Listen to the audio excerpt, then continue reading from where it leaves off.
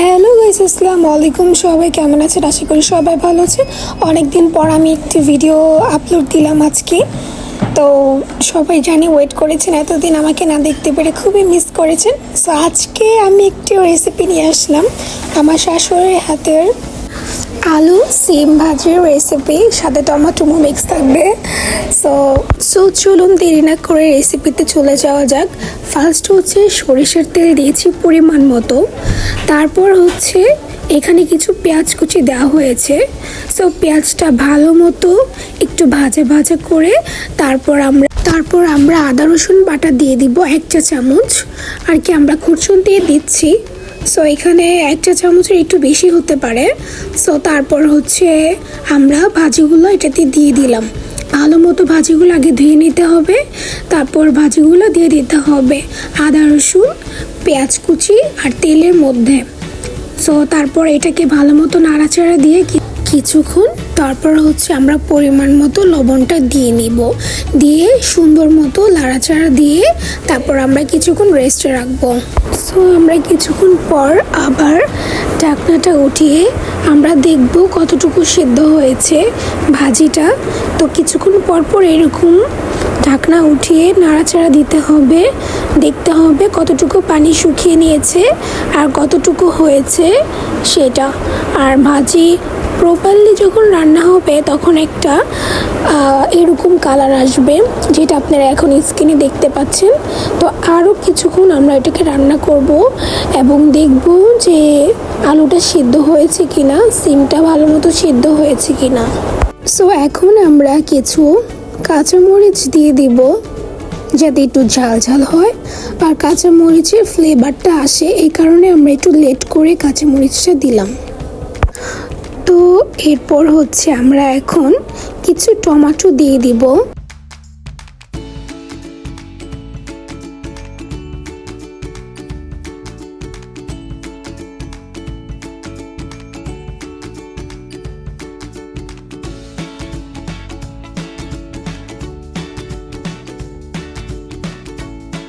So আমরা এখন একটু নাড়াচাড়া দিব, তারপর হচ্ছে আমরা কিছুক্ষণ আবার রেস্টে রেখে তারপর হচ্ছে আমরা এখন ধনিয়া পাতা কুচি দিব।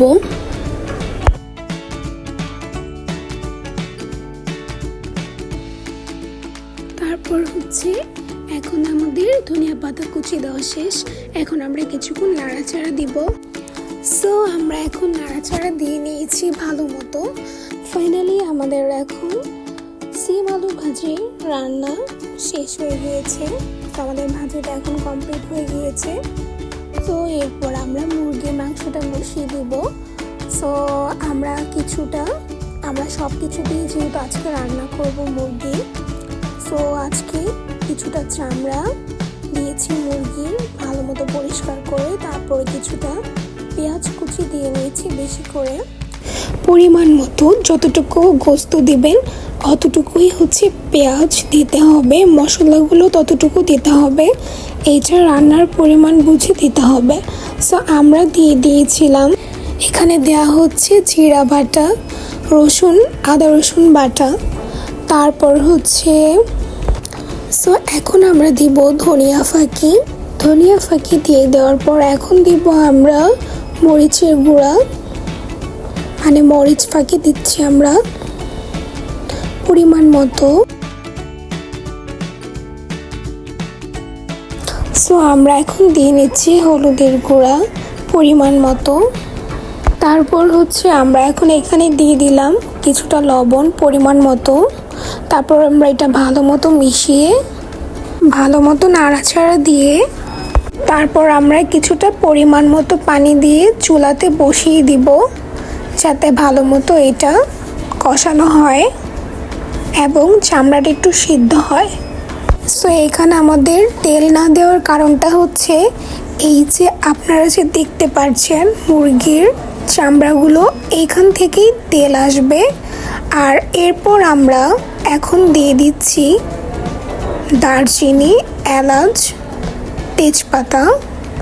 সো আমরা এটাকে ভালো মতো নাড়াচাড়া দিয়ে চুলাতে বসিয়ে দিব এখন।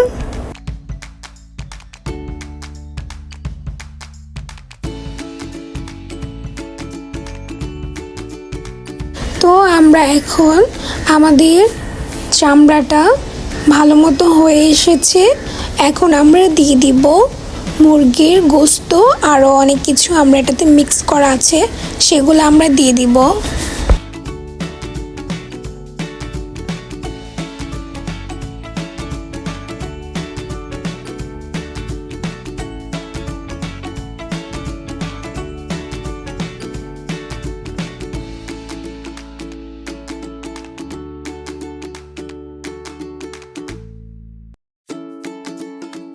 দেওয়া হয়ে গিয়েছে।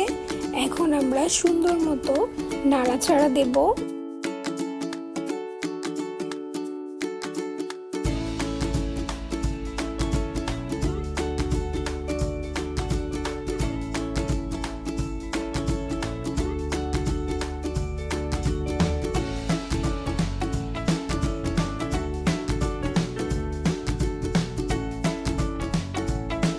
তো এই তো নাড়াচাড়া দেওয়া হয়ে গিয়েছে।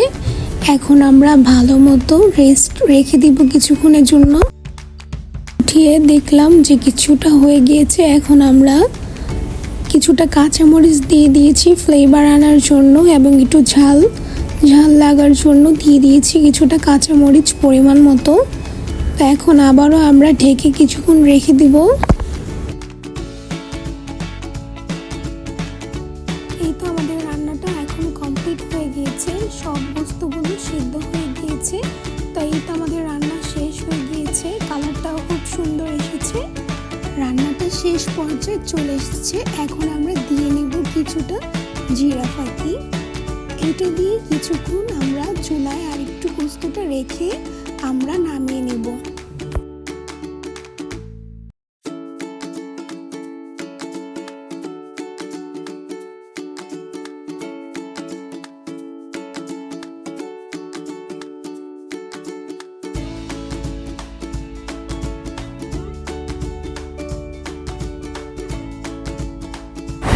এই তো আমাদের গোস্ত রান্না হয়ে গিয়েছে।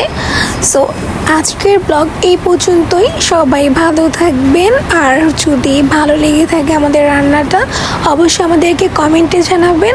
আর হ্যাঁ, সাবস্ক্রাইব করতে ভুলবেন না। সবাই ভালো থাকবেন। আল্লাহ হাফেজ।